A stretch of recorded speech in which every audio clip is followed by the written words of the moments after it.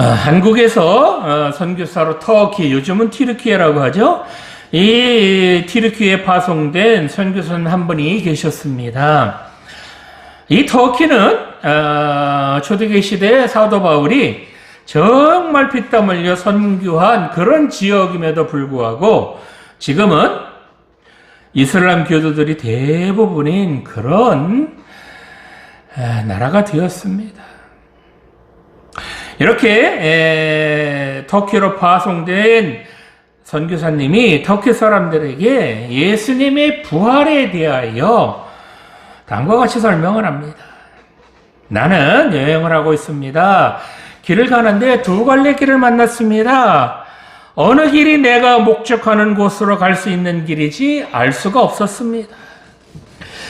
누군가에게 길을 물으려고 그렇게 하다가 두 사람을 만나게 되었습니다. 그런데 한 사람은 살아있는 사람이요, 또 한 사람은 죽어있는 사람입니다.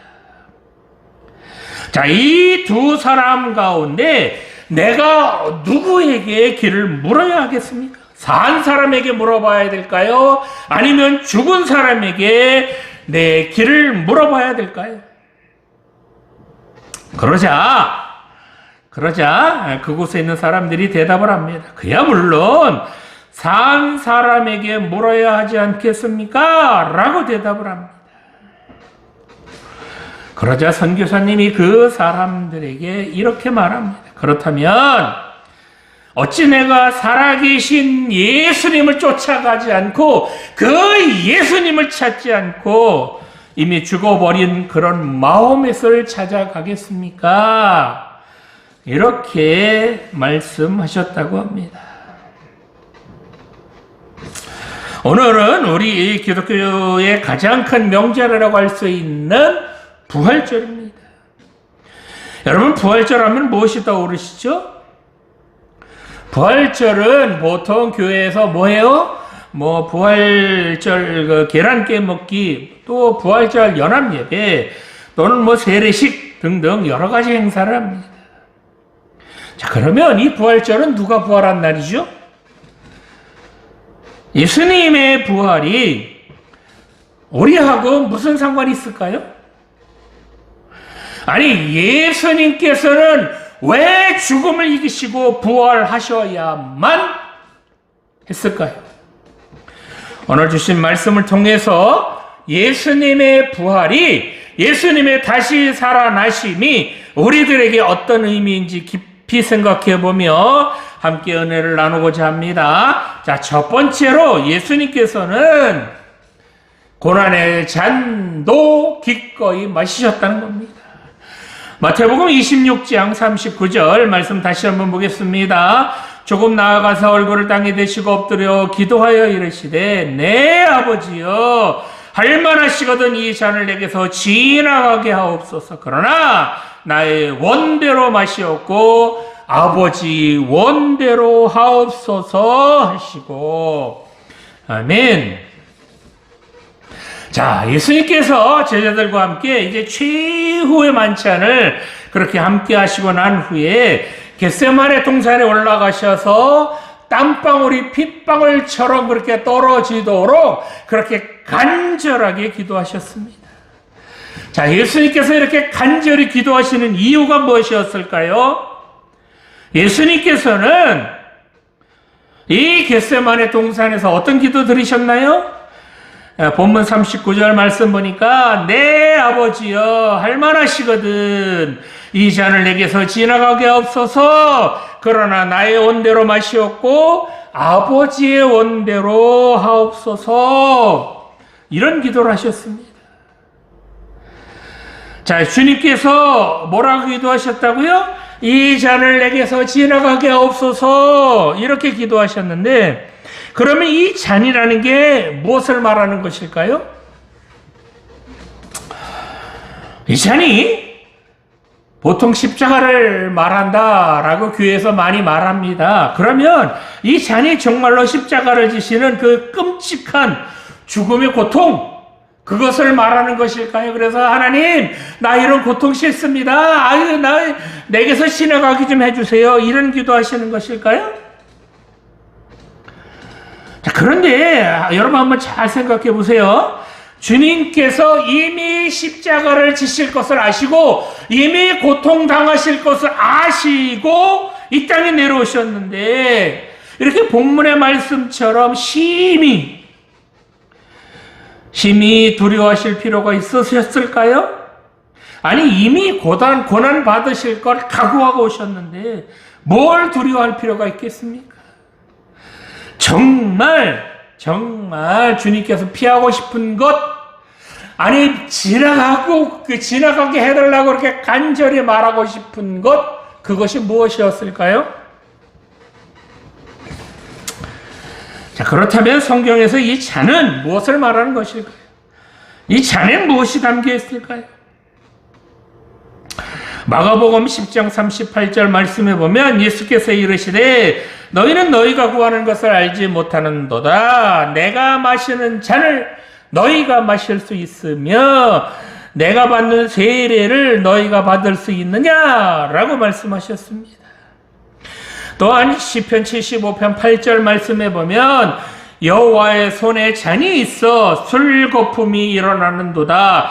속에 섞은 것이 가득한 그 잔을 하나님께서 쏟아내시나니 실로 그 찌꺼기까지도 땅의 모든 악인이 기울여 마시리로다 라고 말씀하셨습니다.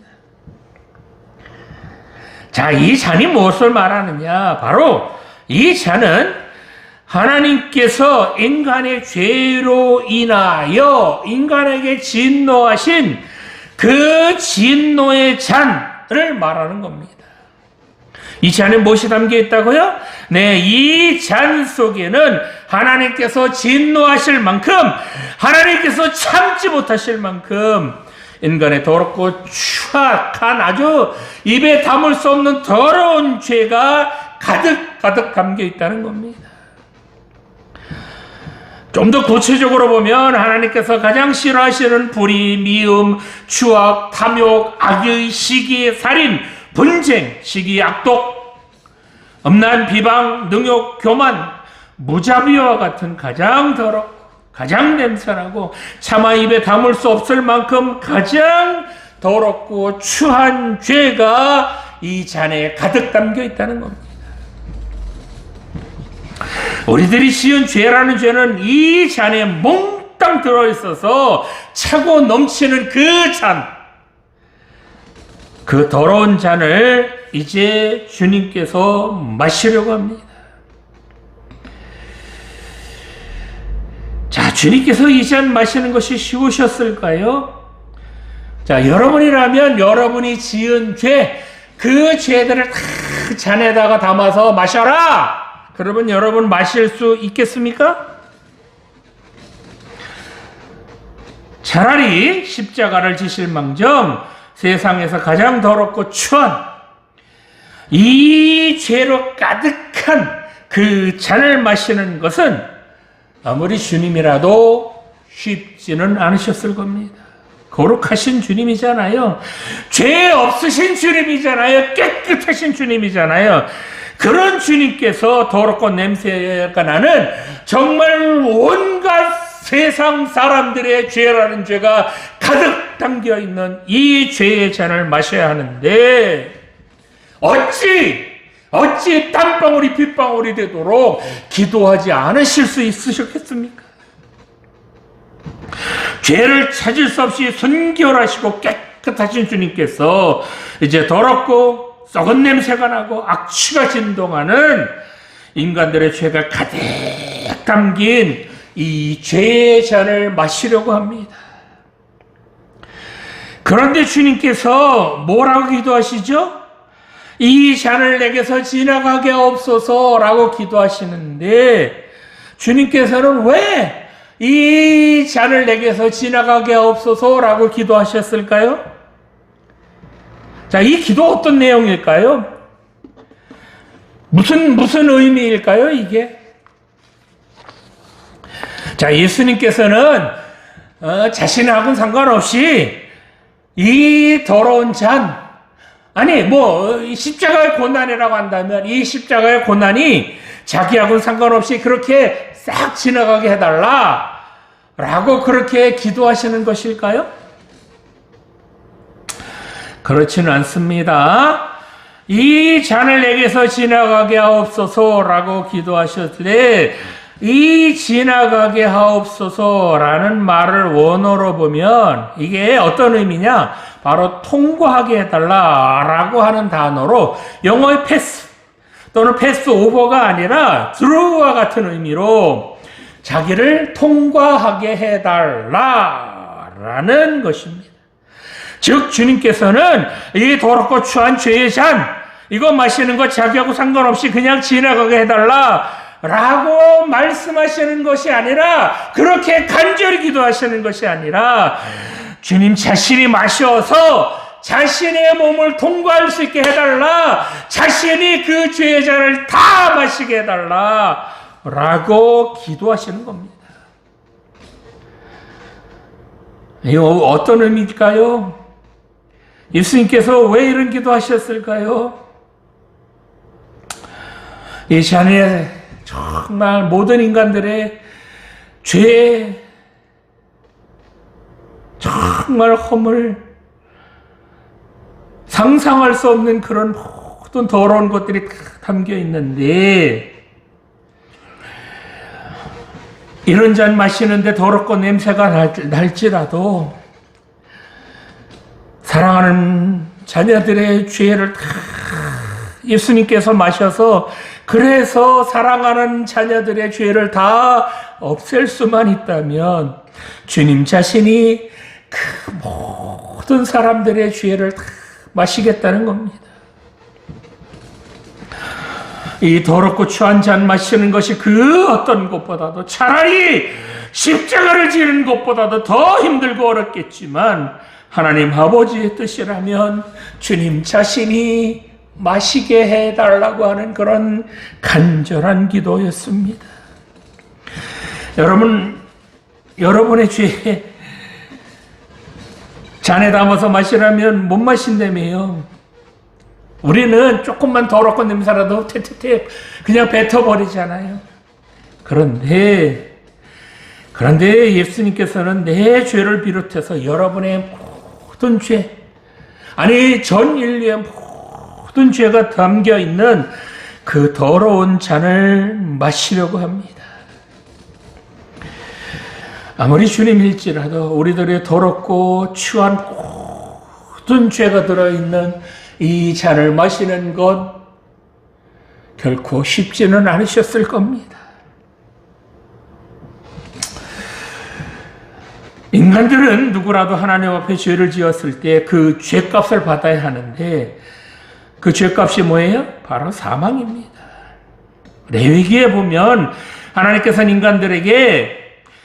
인간들이 죄를 지었을 때 그래도 죽음을 면할 수 있게 해달라는 그런 인간들의 요청에 따라서 그런 인간들의 죄를 용서해 주시는 방법, 즉 죄를 용서받는 방법을 레위기에서 말씀해 주셨습니다.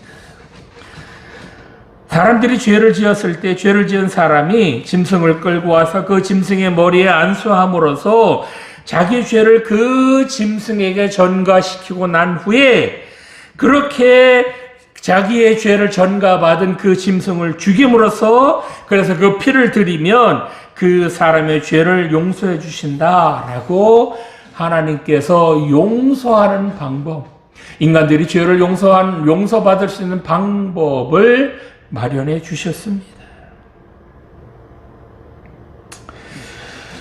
마찬가지로 오늘 본문에서도 예수님께서 이런 인간들의 죄를 대신해서 인간들의 모든 죄를 다 전가해서 다 본인이 마시고 나신 후에 그렇게 죽는 짐승처럼 예수님 자신이 죽을 테니 이제 모든 인간들의 그 죄를 용서해 달라고 그렇게 간절히 기도하시는 겁니다.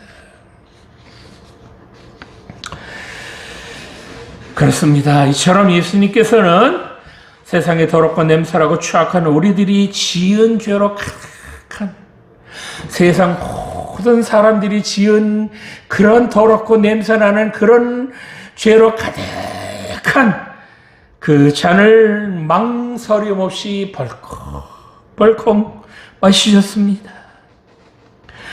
왜 이렇게 죄의 잔을 마셨을까요? 사랑하는 자녀들을 구할 수만 있다면, 아무리 더럽고 냄새가 날지라도 주님께서는 그 더러운 죄의 잔을 마시는데 주저함이 없으셨습니다. 주님께서 십자가를 지시고 골고다 언덕을 올라가시면서 주저주저 하시던가요? 나는 못 가겠다. 내가 왜 저놈들 때문에 죽어야 하느냐? 라고 그렇게 원망하시면서 발버둥 치시던가요? 주님께서는 유월절 어린 양처럼 아무 말씀하지 않으신 채 그렇게 순한 어린 양처럼 죽으셨습니다. 이처럼 주님께서는 이 인간들의 모든 죄가 담긴 이 진노의 잔을 마시려고 이제 십자가에 달리셨습니다. 이처럼 예수님께서는 우리의 모든 죄를 다 지시고 십자가에 피 흘려 죽으심으로 하나님께서 우리 죄를 다 용서해 주신 줄 믿으시기 바랍니다.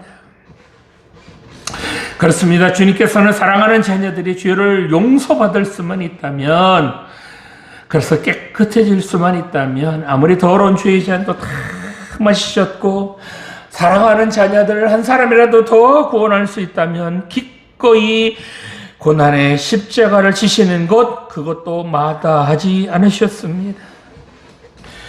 이처럼 주님께서는 이 고난의 십자가를 지심으로 그 뜨거운 주님의 사랑을 완성하셨습니다.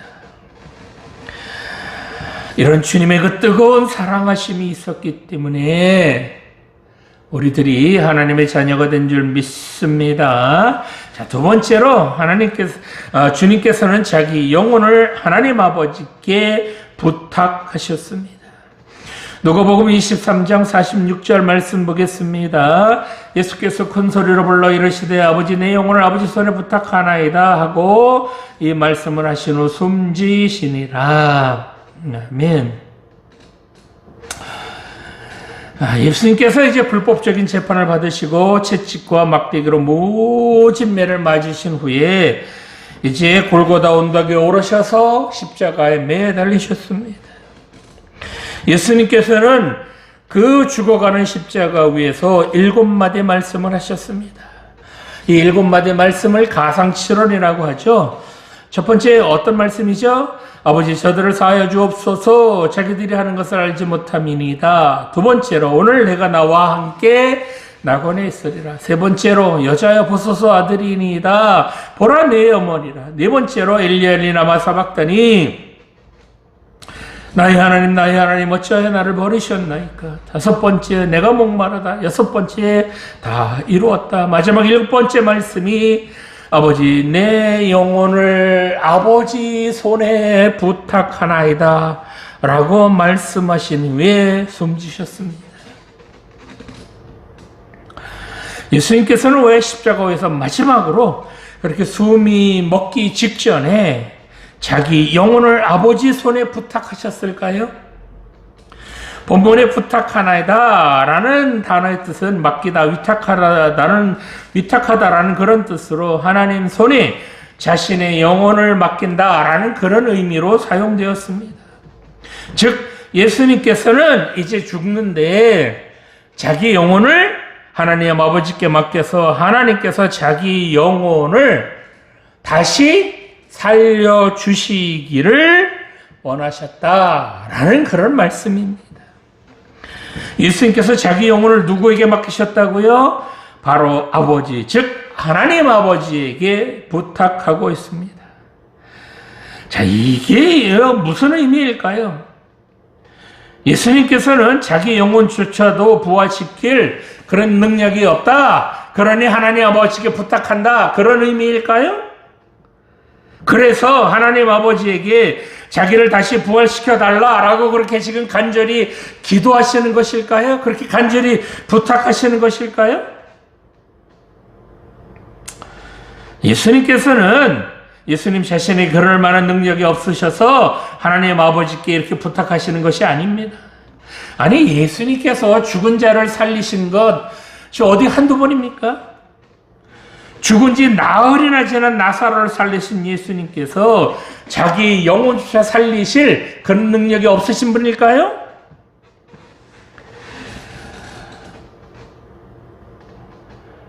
자기 영혼을 하나님 아버지께 하나님 손에 부탁합니다 라는 이 예수님의 부탁의 말씀은 부활의 전권이 오직 하나님께 있다는 겁니다.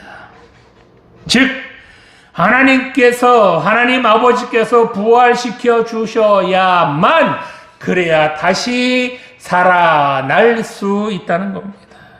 물론 주님께서는 스스로 다시 살아나실 능력이 있으신 그런 분이셨습니다. 그렇지만 예수님께서 누구 때문에 십자가에 죽으셨죠? 자, 예수님께서 십자가를 지신 최종 목표가 무엇이었을까요? 예수님께서 왜 십자가를 지시고 왜 그렇게 처참하게 죽으셨을까요? 그 목적이 뭘까요?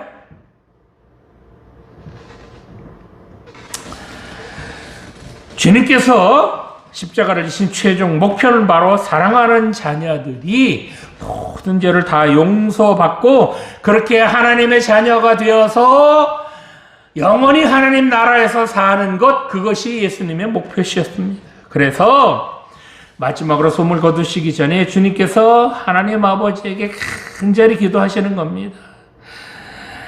즉 하나님의 아들이자 우리와 같은 육체를 가지신 그 예수님을 하나님께서 다시 살려주셔야, 그래야 잠자는 사람들의 첫 열매가 되실 수 있었기 때문이셨습니다. 자, 이처럼 우리하고 똑같은 그런 육체를 가지신 주님께서 다시 살아나신다, 부활하신다는 것은 육체를 가진 우리 인간도 예수님처럼 다시 살아날 수 있다, 부활할 수 있다는 겁니다.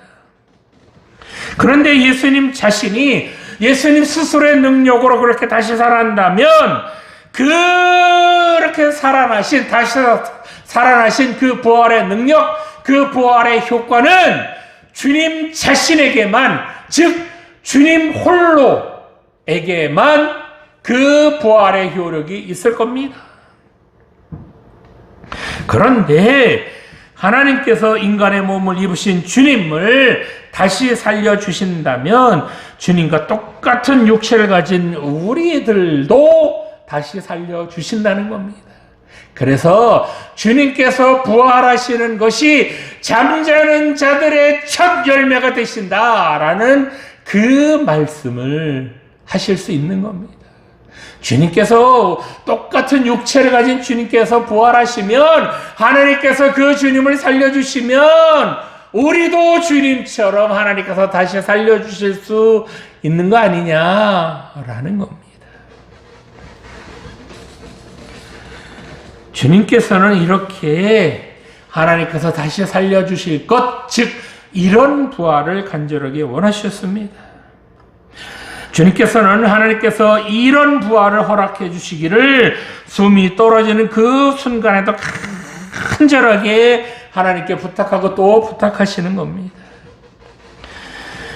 주님께서는 이처럼 사랑하는 자녀들을 다시 살려주시기를 하나님께 간절히 부탁하심으로 하나님께서 그런 예수님 다시 살려주셨을 뿐만 아니라 여러분들도 나도 다시 살려주실 줄 믿으시기 바랍니다. 주님께서는 이처럼 마지막 숨이 떨어져 죽어가시면서도 사랑하는 자녀들을 다시 살려달라고 하나님 아버지께 간절히 부탁하시는 그 뜨거운 사랑 여러분 잊지 마시기 바랍니다. 주님께서는 이처럼 우리를 사랑하시는 분이십니다. 마지막으로 예수님께서 다시 살아나셨다는 겁니다. 누가복음 24장 5절에서 7절 말씀 보겠습니다. 여자들이 두려워 얼굴을 땅에 대니 두 사람이 이르되 어찌하여 살아있는 자를 죽은 자 가운데서 찾느냐? 여기 계시지 않고 살아나셨느니라. 갈릴리에 계실 때 너희에게 어떻게 말씀하셨는지를 기억하라. 이르시기를 인자가 죄인의 손에 넘겨져 십자가에 못 박히고 제3일에 다시 살아나야 하리라 하셨느니라 한데 아멘. 자, 예수님께서 십자가에 못 박혀 죽으신 후에 아리마대 요셉은 예수님의 시체를 세마포에 싸서 바위로 된 무덤에 그렇게 두었습니다. 근데 안식일 후 첫날 이제 새벽에 막달라 마리아, 요한나, 야고보의 모친 마리아가 그 예수님 무덤으로 찾아갑니다. 그런데 예수님의 시체를 두었던 그 무덤 입구를 막았던 커다란 돌이 옮겨진 것을 보고 이제 무덤에 들어가 보니까 예수님의 시체가 보이질 않습니다. 그때 문득 찬란한 옷을 입은 두 사람이 곁에 서가지고 뭐라 그래요? 어찌하여 살아있는 자를 죽은 자 가운데서 찾느냐? 여기 계시지 않고 살아나셨느니라. 갈릴리에 계실 때 너희에게 어떻게 말씀하셨는지를 기억하라 라고 말씀합니다. 예수님께서 죽음을 이기시고 다시 살아나셨다는 겁니다. 성경 말씀에 나오는 이 예수님께서 다시 살아나셨다라는 단어가 본동사로 사용될 때는요, 모두 다 수동태입니다. 수동태. 즉 예수님께서 능동적으로 살아나신 것은 아니다라는 말씀입니다. 이 의미는 바로 예수님께서 다시 살아나신 것은 그 부활의 전권을 가신 하나님 아버지께서 이 예수님을 다시 살려주셨다라는 겁니다. 자, 그러면 하나님께서 다시 살려주셨다라는 건 이게 어떤 의미일까요?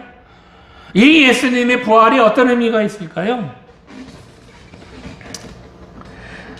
우리 인간은 에덴 동산에서 하나님께 죄를 범함으로 그렇게 쫓겨나게 되었습니다. 그래서 죄를 지은 인간은 다시 하나님께로 돌아갈 수 없게 되었습니다. 왜냐하면 하나님께서는 죄와는 같이 있으실 수 없는 거룩한 분이기 때문에 죄를 지은 우리 인간은 하나님과는 같이 있을 수 없게 되었습니다.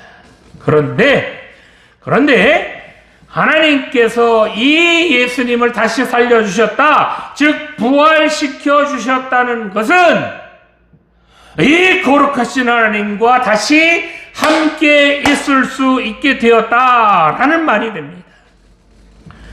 왜 그럴까요? 자, 하나님께서 이 예수님처럼 우리도 부활시켜 주시면 우리 어디로 가죠? 부활시켜 주시면 어디로 갈까요? 물론 하나님 나라에 가서 영원히 하나님과 함께 있을 겁니다. 이렇게 부활해서 즉 죽었다가 다시 하나님께서 살려주시어서 하나님 나라에 들어간다는 것은 무엇이 없을 때 가능할까요? 무엇이 없어야 하나님 나라에 들어갈 수 있을까요? 네, 바로 죄가 없을 때만 가능합니다. 죄가 있으면 하나님과 같이 있을 수 없게 되잖아요. 그러니 죄가 있으면 하나님 나라에 들어갈 수 없다는 겁니다. 자, 그런데 이제 그 죄를 다 씻으면 다시 하나님 나라에서 하나님과 영원히 함께 있을 수 있게 된다는 겁니다. 자, 이것에 이 죄를 씻었다는 징표, 다시 하나님께로 나아갈 수 있다라는 그 징표로 보여주신 것, 그것이 바로 예수님께서 십자가 위에서 그렇게 숨지실 때 성소 휘장이 위로부터 아래로 찢어져서 둘이 되었다는 겁니다. 왜 그랬을까요? 이것은 바로 예수님을 믿는 자들에게는 누구나 지성소, 즉 하나님께로 나아가는 길을 열어주셨다라는 말씀입니다. 이처럼 죄를 다 씻었습니다. 그러니 하나님 나라에 들어갈 자격이 있습니다 라는 증표로 죄 없음이라는 확인 도장을 찍어주시는 것, 그것이 바로 부활이라는 겁니다. 이처럼 하나님께서 우리와 똑같은 육체를 가지신 예수님을 다시 살려주셨다라는 것은 이제 육체는 죽을지라도 하나님께서 다시 살려주셔서 어디로 들어갈 수 있다? 영원한 하나님 나라에 들어갈 수 있다라고 확인 도장을 찍어주는 것, 그것이 바로 부활이라는 겁니다. 마찬가지로 우리들도 예수님처럼 이렇게 비록 육신은 죽을지라도 하나님께서 다시 살려주셔서 영원한 하나님 나라에 들어갈 수 있게 되었다는 겁니다. 이처럼 지금 주님께서 자기 영혼을 하나님 손에 부탁하신 것은 바로 자기가 인간들의 죄를 대신해서 그렇게 십자가에 피 흘려 죽었으니 이제 그 인간들의 죄를 다 용서해 달라. 예수님 자신이 모든 인간들의 죄를 다, 그 인간들의 더럽고 추한 모든 죄를 다 그렇게 마시고 죽었으니 인간들의 모든 죄를 다 용서해 달라라고 부탁하시는 겁니다. 인간들의 모든 죄는 주님 자신이 다 마셔서 그 죄값을 치를 테니 이제 어떻게 해달라고요? 사랑하는 자녀들 용서해 달라. 그래서 다시 살려달라. 그래서 영원히 하나님 나라에 들어갈 수 있게 해달라라고 하는 겁니다. 주님 자신은 조롱을 당하고 침뱉음을 당해도 참을 수 있고요. 채찍에 맞아서 가죽이 쩍쩍 갈라지고 뼈가 다 드러나도 괜찮고, 골고다 언덕을 오르다가 무릎이 다 깨져서 피가 철철 나도 괜찮고, 십자가에 손과 발에 못이 박혀서 정말 뼈가 다 으스러져도 참을 수 있고, 창문으로 옆구리를 찔려서 물거패를 다 쏟아도 그래도 괜찮으니 제발 사랑하는 자녀들의 죄를 다 용서해 달라라는 겁니다. 이처럼 주님께서는 우리들의 죄를 다 용서받고 다시 하나님 나라에서 영원히 살 수 있게 해달라고 마지막 숨이 끊어지면서까지도 간절히 하나님 아버지께 그렇게 부탁하신 것입니다. 이처럼 사랑하는 자녀들 이제 용서해 주셔서 다시 살려달라는 그 주님의 간절한 부탁, 간절한 기도를 들으시고 하나님께서 이 주님을 다시 살려주신 것입니다. 마찬가지로 이 주님을 살려주신 것처럼 이제 우리도 그 예수님께서 피 흘려주심으로 우리 죄를 다 씻음 받았기 때문에 뿐만 아니라 하나님께서 그 주님을 다시 살려주셨기 때문에 우리도 하나님께서 다시 살려주셔서 영원한 하나님 나라에 다 들어가게 될 줄 믿습니다. 로마서 4장 25절 말씀에 보면 예수는 우리 범죄함을 위하여 내어줌이 되고 또한 우리를 의롭다 하심을 위하여 살아나셨느니라 라고 말씀하셨습니다. 하나님께서 이처럼 자기 아들을 살려주심으로 다시 부활시켜 주심으로 우리도 이제 하나님 나라에 들어갈 수 있는 길 열어주신 줄 믿습니다. 이제 누구라도 이 예수님을 구주로 그렇게 믿으면 비록 육신은 죽을지라도 하나님께서 우리 영혼을 다시 살려주시어서 영원한 하나님 나라에서 그렇게 영원히 살게 해 주실 줄 믿으시기 바랍니다. 그래서 이 예수님을 믿기만 하면 죽음이 끝이 아니라 하나님 나라에 들어가는 새로운 시작이라는 것 여러분 명심하시기 바랍니다. 오늘 부활절 예배를 드리시는 성도 여러분, 이렇게 주님께서 우리를 대신해서 십자가를 지신 그 뜨거운 사랑 때문에 우리가 구원받은 줄 믿으시기 바랍니다. 뿐만 아니라 하나밖에 없는 독생자 예수님을 우리를 위해 이렇게 아낌없이 기꺼이 내어주신 하나님의 그 무한하신 사랑도 여러분 명심하시기 바랍니다. 누가복음 24장 5절에서 6절 말씀으로 설교 마치겠습니다. 어찌하여 살아있는 자를 죽은 자 가운데서 찾느냐? 여기 계시지 않고 살아나셨느니라. 아멘. 기도 드리시겠습니다. 지금도 살아계신 하나님 아버지 감사합니다. 죄 가운데 있는 저희들을 구원하시기 위하여 주님께서 그렇게 땀방울이 빗방울처럼 되도록 기도하여 주신 줄 믿습니다. 우리가 마셔야 할 그 죄악의 잔 주님께서 대신 마심으로 우리들의 모든 죄가 다 용서받은 줄 믿습니다.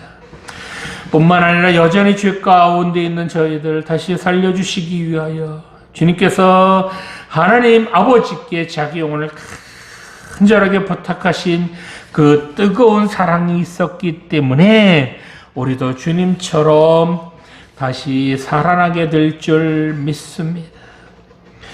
주님께서는 주님 자신만이 다시 살아나기를 원하신 것이 아니라 바로 죄인인 우리들도 다시 살려주시려는, 다시 부활시켜 주시라는 그 간절한 기도를 통하여 우리들도 하나님 나라에 들어가는 문을 열어주신 줄 믿습니다. 이 주님의 뜨거운 사랑 잊지 않게 하여 주시옵소서. 우리가 다시 하나님 나라에 들어갈 수 있도록 자기 아들을 기꺼이 내어주신 하나님의 그 뜨거운 사랑도 가슴속에 깊이 명심하게 하여 주시옵소서. 감사드리며 죽음을 이기시고 부활하신 예수님 이름으로 기도드립니다. 아멘.